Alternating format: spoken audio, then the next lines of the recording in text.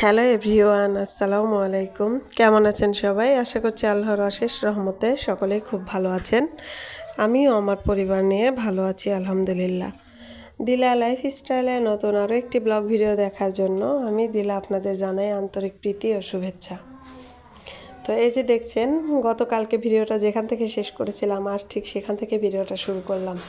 এই যে মেহমান চলে গেছে, আসলে মেহমান খাওয়াতে তো ভালোই লাগে, কিন্তু আমার সবচেয়ে কষ্ট লাগে কখন জানেন? এই যে মেহমান যাওয়ার পরে যে প্লেট বাটিগুলা হয় এগুলা ধুইতে। বিশ্বাস করবেন না আমার আপুরা, আমি একদম ছোটোবেলা থেকে এই কাজটাকে খুব ভয় পেতাম। এই থালাবাটি ধোয়া আর হচ্ছে এই যে চুলায় রান্না করা, মানে এই যে লাকড়ির চুলা আছে না, চুলাতে জাল করে রান্না করা, এটা আমার সবচেয়ে কষ্টের কাজ মনে হতো। কিন্তু এখন দেখুন সেই থালাবাটি ধুইতে আমার যে কী অবস্থা গেছে বলার মতো না। খুব খারাপ লাগে এই কাজটা করার সময়। এমনি আর কোনো কাজে বিশ্বাস করেন আমার কোনো বিরক্ত নাই, শুধু এই প্লেট বাটিটা ধোয়া সবচেয়ে কষ্টের কাজ মনে হয় আমার কাছে, খুব খারাপ লাগে। তো যাই হোক, কিচ্ছু করার নেই, কাজ তো করতেই হবে। আর মেহমান খাওয়াতে ভালো লাগলে তো হবে না, শুধু সবগুলা কাজই শেষ করতে হবে। তো যাই হোক, এই যে গতকালকের ছিল ওইটা আর কি। আর এটা আজকে সকালের ভিডিও। আজ দুপুরে কি রান্না করব, কি খাওয়া দাওয়া করলাম সেটাই আর কি আপনাদের সাথে ছোট্ট করে একটু শেয়ার করলাম।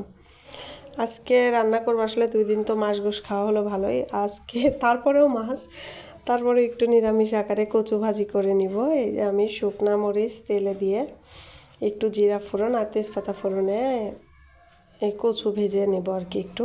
এভাবে কচু ভাজিটা খুব মজা লাগে মাশাআল্লাহ আমার কাছে। আপনাদের কার কার কাছে ভালো লাগে অবশ্যই জানাবেন, আর কে কে খেয়েছেন তাও বলে যাবেন। তো ভিডিওর এই মুহূর্তে এসে একটা কথাই আমার প্রিয় আপুদের উদ্দেশ্যে, ভাইয়াদের উদ্দেশ্যে বলতে চাই।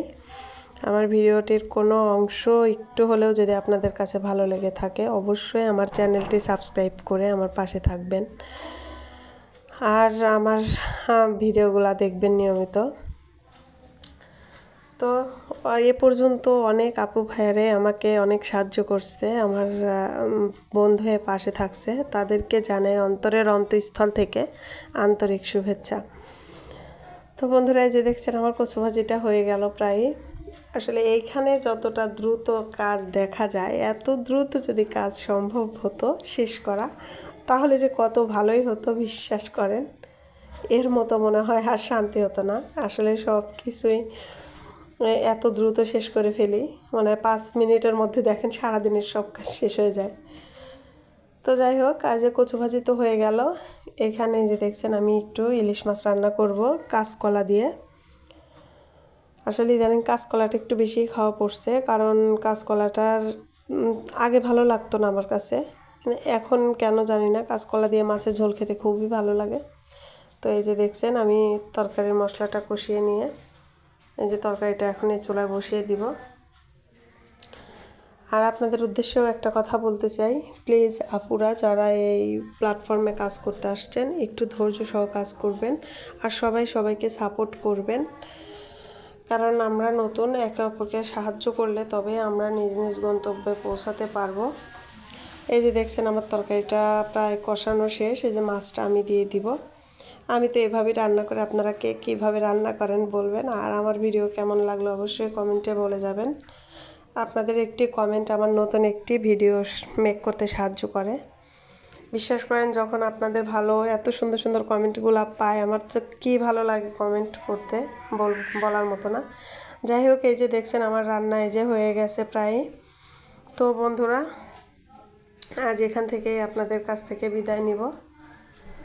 দেখা হবে নেক্সট ভিডিওতে। যদি আপনারা আমাকে ভালোবেসে সাপোর্ট করেন, পাশে থাকবেন অবশ্যই। সবার জন্য অনেক অনেক দোয়া ভালোবাসা রইল, আমারও আমার পরিবারের জন্য দোয়া করবেন। সে পর্যন্ত সকলে ভালো থাকবেন, সুস্থ থাকবেন। আজকে এ পর্যন্তই, আল্লাহ হাফেজ।